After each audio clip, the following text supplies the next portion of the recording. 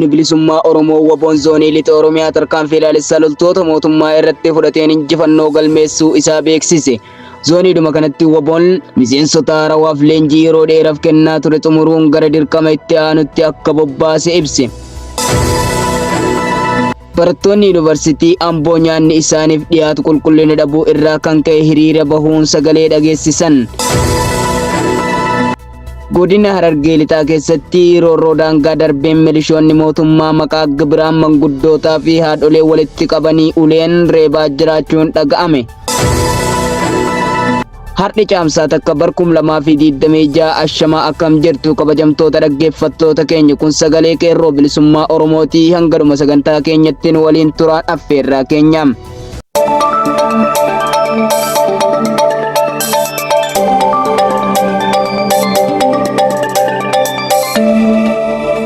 Humni waraana bilisummaa Oromoo WBO'n zoonii lixa Oromiyaa tarkaanfii ilaalessaa loltoota mootummaa irratti fudhateen injifannoo galmeessuu isaa beeksise. Akka odeeffannoon maddeen irraa argamanitti godina lixa Wallaggaa aanaa Lataa Sibuu ganda Buukee Goorii keessatti har'a caamsaa takka barkum 2026 daandii gurraacha gubbatti tarkaanfii WBO'n loltoota mootummaa irratti fudhateen du'aa fi madoon adabee jira. Tarkaanfii kanaanis yeroo gabaabaa keessatti raawwatame loltoota mootummaa irratti miidhaa namaa fi qabeenyaa geessisuun xumurame. Tarkaanfii kana keessatti loltoota mootummaa 50 kan du'an adabaman yoo ta'u 2 immoo madoo ulfaataan rukutamanii isaanii mirkanaa'eera. Haala kanaan gama meeshaa waraanaatiin qawwee akaamaa hedduu rasaasaa fi hidhannoo waliin loltoota mootummaa irraa booji'amuun harka WBO galfameera.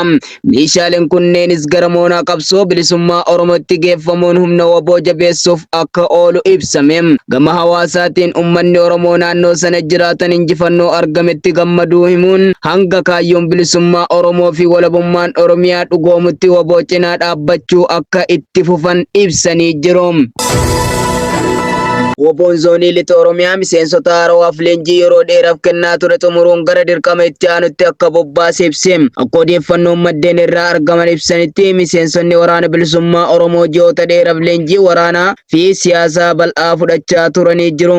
Leenjiin kun dandeettii waraanaa cimsuu qofa osoo hin taane hubannoo isaanii irratti xiyyeeffachuun kaayyoo fi seenaa qabsoo akkasumas sirna hojii isaanii irratti hubannoo bal'aa akka horatan taasiseera. Leenjii waraanaa keessatti mala lolaa adda addaa tooftaa waraanaa fi of eeggannoo fi itti fayyadama meeshaalee irratti leenjii cimaa akka argatan yommuu ta'u gama biraatiin leenjii siyaasaa seenaa fi kaayyoo qabsoo bilisummaa Oromoo irratti barnoota bal'aa argataniiru.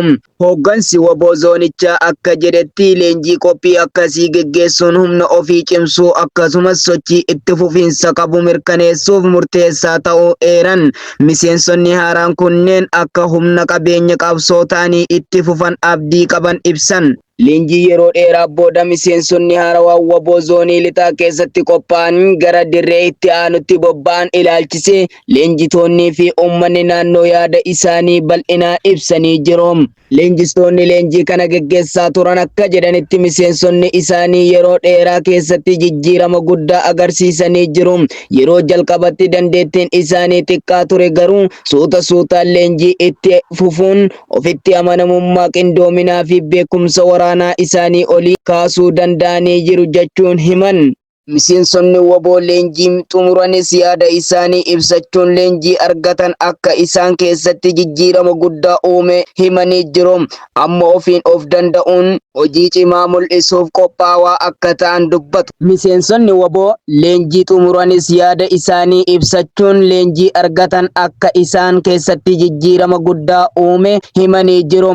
Amma ofiin of danda'uun hojii cimaa mul'isuuf qophaa'aa akka ta'an dubbatu. Ta'us yeroo leenjii keessatti dabarsan salphaa akka hin taane himanii bu'aa isaa immoo amma hubachaa jirra jechuun ibsanii jiru. Gama uummataatiin jiraattonni naannoo akkaataa leenjichi itti gaggeeffamaa tureef gammachuu isaanii ifatti ibsuun dargaggoonni isaanii leenji'anii qophaa'anii bahuun isaanii abdii fi kaka'umsa haaraa itti uumee jira.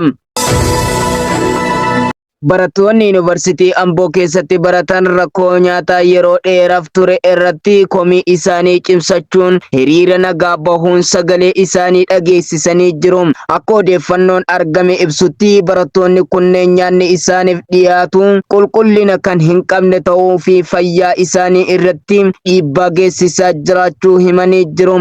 Hiriira isaanii keessatti barattoonni sagalee dhageessisaniin gaafiin keenya gaafii lubbuun jiraachuu fi dhabamuuti jechuun ibsan. Isaanis nyaata gahaa fi qulqullina qabu argachuu dhabuun barnoota isaanii irratti qofa osoo hin taane jireenya isaanii guutuu irratti miidhaa geessisaa jiraachuu eeranii jiru. Haala kanaan nyaata nyaannu malee akkamitti jiraanna? Gaafiin keenya deebinuuf deebi'uu qaba jechuun gaafii isaanii ifatti kaasan. Dabalataanis barattoonni akka jedhanitti yeroo hedduu rakkoo kana ilaalchisee komii dhiyeessaniin deebii gahaa argachuu dhabuu fi kana malees yeroo tokko tokko gaafii isaanii dhiyeessuu qofaaf tarkaanfii cimaan akka irratti fudhatame himan. Nyaata qulqullina hin qabne hin nyaannu jechuu keenyaaf qofaaf yeroo hunda reebamuu hin qabnu jechuunis haala keessa jiran ibsaniiru.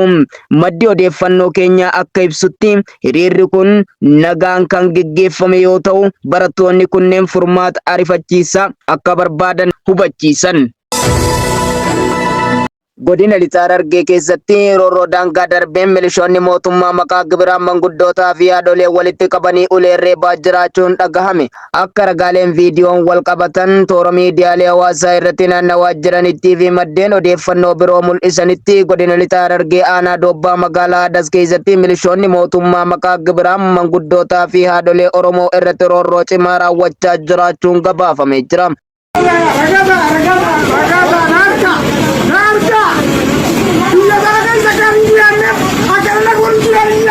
Akka ragaalee kanatti namoonni umriin isaanii guddaa ta'ee fi dubartoonni hedduun walitti qabamanii uleen reebamuu fi salphifamuun isaanii ni mul'ata. Gochoonni fokkisoon gara jabinaan uummata nagaa irratti raawwatamaa jiru kun yeroo manguddoonnii fi haadholeen Oromoo maaloo nu dhiisaa jechuun kadhatanillee milishoonni kun reebicha itti fufanii akka turan mirkanaa'eera. Dabalataan odeeffannoon maddeen irraa nu qaqqabee akka ibsanitti tarkaanfiin kun maqaa gibira walitti qabuu jedhuun geggeeffamaa kan jiru yoo ta'u uummata irratti immoo gochi seeraan alaa fi mirga namoomaa cabse raawwatameera. Hawaasni magaalaa Adasii fi naannicha jiraatan gocha humnoota mootummaa kana akkaan balaaleffachuun rakkoo kanaaf immoo furmaanni waaraan akka argamu tarkaanfiin hatattamaa akka fudhatamu gaafatanii jiru. Akkasumas qaamoleen mirga namoomaa akka gocha kana irratti qorannoo walabaa geggeessanii fi namoonni itti gaafatamoo ta'an seeratti akka dhiyaatan jechuun yaadaa fi yaaddoo isaanii ibsatan. Kabajamtootaa fi dhaggeeffattoota keenya oduu har'aaf qabnu kanuma waan nu dhaggeeffattaniif guddoo galatoomaa jecha hanga qophii birootiin walitti deebinutti turtii gaarii qabaadhaa.